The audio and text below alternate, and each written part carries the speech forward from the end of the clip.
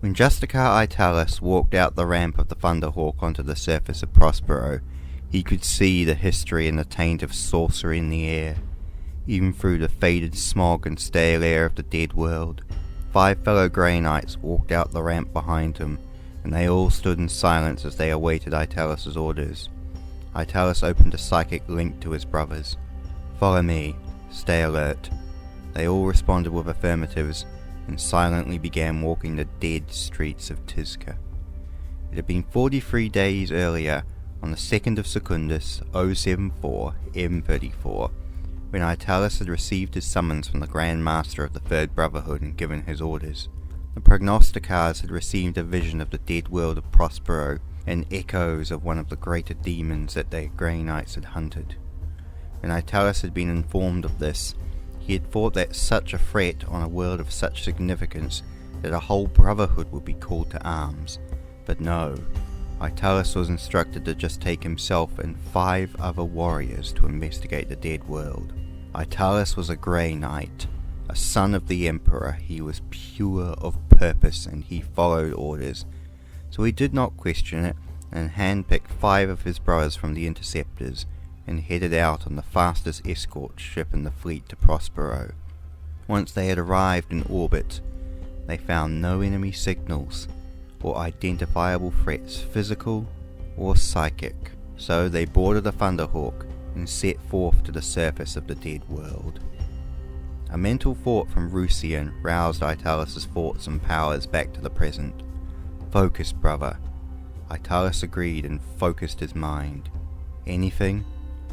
"No, nothing. This place is a dead, cursed tomb." They all kept walking the dead streets of Tizca in silence. Italis focused out his mind onto the dead echoes of the world. Italis could sense them all. The damned civilians cut down as they fled, the echo of sorcerers and wolves, and the even more powerful echoes beyond them, hints of gold and lightning, soullessness queens. The Crimson Giant and the King of Wolves, the Warhawk and the Pale King. This world's history was damned and cursed, even down to the bedrock and beyond. It was another hour of walking in endless echoes before Italis could sense something. A mortal soul upon the dead world. Focusing his powers and that of his brothers, he located it, inside a ruined pyramid structure 2 kilometers away. The echo of the mortal soul was heavy and pained, and Italis signaled his brothers to follow his lead towards it. It took them 12 minutes to reach it, inside the main chamber of the small ruined pyramid.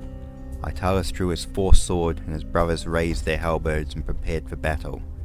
As they entered the main chamber, they saw the mortal soul that they had sensed, a lone figure in a crimson robe, kneeling on the ground next to a pile of scattered armor. The warrior was clearly a space marine, and was a psyker, just like Italis and his brothers. Italis knew from the world that they were on, and the echoes of this legionary, where this legionary belonged.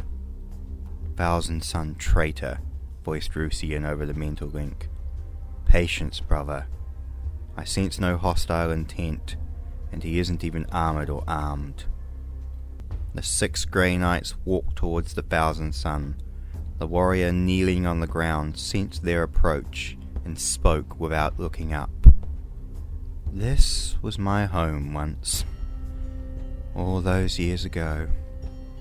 It was such a glorious, glorious day when you came, my father, the Crimson King, and it was an even greater day when the Emperor came. All of it, so brilliant and magnificent. I remember being accepted to the Legion, learning how to fire a bolter, use my powers, taking up the apothecary tools for the first time, and I remember the crusade, fighting for unity, for liberty, for humanity." The Grey Knight surrounded the warrior. He didn't look at them and kept kneeling, head down, telling his story. "And I remember that day, that dark, dark day, when the wolves came. When they did, I was here, in this chamber. The first thing I heard was the bombs. the bombs from overhead, and when I saw the gunships flying down, I couldn't understand it. Why? Why were they doing this? And I think in my heart, everything I knew died in that moment. I am loyal. I did not raise arms that day. I did not have the time, nor did I wish to. I had so much to do, so many brothers to help, civilians to aid, gene seed to harvest. I watched my father go out and fight Russ as the sky burst with fire, darkness and horrors. Italus had noticed that the Thousand Sun had dropped all his mental defences and allowed Italus and his brothers to see it all. Italus was amazed to see it all through this warrior's eyes. The Emperor, the Primarchs, Ulanor, Terra and Prospero, as well as the cursed depths of the warp. So much history and knowledge looking into this warrior's mind. He realized that his name was Tortala, and he knew what he was speaking was the truth. Italus knew the end of this story as well, searching through the warrior's mind, but allowed the warrior to keep speaking. When our father took us to the warp, and we all awoke on the planet of the sorcerers, I was shocked and horrified, but hopeful that we could still serve, that we could keep loyal. But that dream was dashed as soon as it began. The flesh change erupted in our legion, and my father gave his intention to join Horus and the bastard traitors. I did not join them. Publicly I stated my intention was to remain on the planet of the sorcerers, to use my skills and science to overcome the change. But deep down, I could not and still cannot raise arms against the Emperor or his loyal servants. I am loyal. In heart and mind, at least. Italus knew what he meant by that. This warrior was tainted by sorcery, and guilt by association. His soul was rotten and could not be redeemed. But unlike so many other traitors, this warrior was speaking the truth, and he had never raised arms against the throne or its servants. It took me months, or perhaps years. Time is impossible to judge in the warp. I used every tool of science I knew, but I couldn't find a cure for it. Then Ahriman came, and all was dust. I kept working, trying to use science to fix my damned brothers, but it was pointless. Their undoing was by sorcery, and only by sorcery could it be undone. So I threw myself into the warp, binding the souls of demons, making pacts, hunting true names, doing all in my power to find a way to reverse the rubric. But it was all a naive folly. Italus realized that this is why they were called to the world.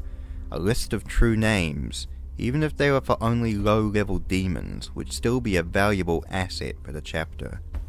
I awoke one day to the laughing of a monstrous denizen of the warp, who was finally finished being amused by my antics. He called me misguided and pointless, mocking me with the knowledge that all I had worked for was folly. And deep down, I knew he was right.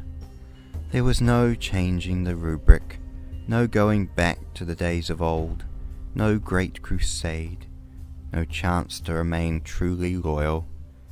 So I decided to return here, to where it all began and to where it all ended, for the final ending to all things. Maybe I should have taken up arms and fought my father and my traitorous brothers.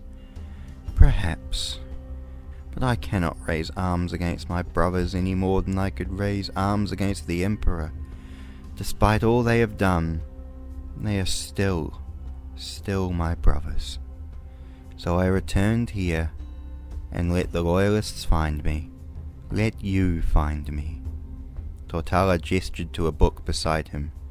My final gift of service to the throne.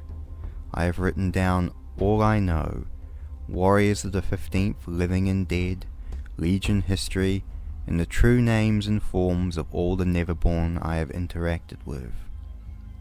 Italus had already read all this information from Tortala's mind, but the physical book would still be valuable to the chapter in the future. So I ask now, loyal warriors of Terra, for a favour. I can never be truly loyal, but I can ask for the Emperor's peace. To die with honour is the closest thing I can to being loyal again. Italis did not speak, but he would grant this warrior that request. He ignited the edge of his force blade and stepped towards the Thousand Sun. After it was done, Italis reached down and grabbed the book, chaining it to his waist as Rusian torched the remains of the Thousand Sun with incinerator, as the squad walked back out the ruined pyramid towards the Thunderhawk and off the soil of this cursed, dead world.